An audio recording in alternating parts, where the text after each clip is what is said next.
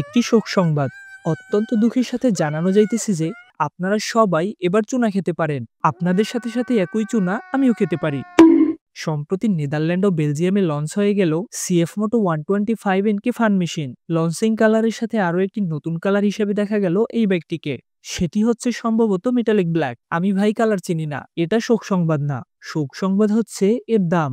125 CC সেগমেন্টে বাইকটি launch হয় ওভার প্রাইজে। ইউরোপীয় এডিশন হওয়ায় বাইকটির নেদারল্যান্ডসের দাম নির্ধারণ করা হয় ৩,৯৯৯ ইউরো, যাকে বাংলা টাকায় কনভার্ট করলে দাঁড়ায় ৫,১৬,৩৬০ টাকা মাত্র।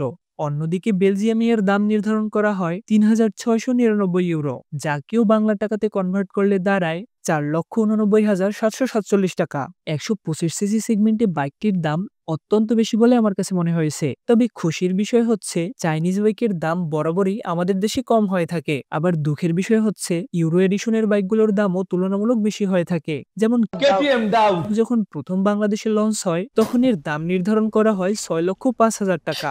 যাই হোক, সিএফ মোটো 125 এনকে ইউরোপীয় এডিশনের বাইক হতে যাচ্ছে। দুইটা দেশের প্রাইস বিবেচনা করলে দেশের বাজারে এর দাম বেশি হতে পারে বলে মনে করা হয়। এখন বাইকটির সম্ভাব্য দাম ঠিক কত হতে পারে সেটা বলা মুশকিল হয়ে দাঁড়াচ্ছে। আর মিথ্যা বলে আপনাদের সাথে প্রতারণাও করতে চাই না, কারণ আমি নিজেও এই বাইকটার হিউজ পরিমাণ ফ্যান হয়ে যাই এর ফার্স্ট লুক দেখে। এখন শুধু অপেক্ষা এটা দেশের বাজারে লঞ্চ হয় কিনা, আর লঞ্চ হলেও এর দাম নির্ধারণ ঠিক কত হতে পারে। আপনাদের কি মনে হয় ঠিক কত হতে পারে এই সিএফ মোটো 125 এনকের দাম?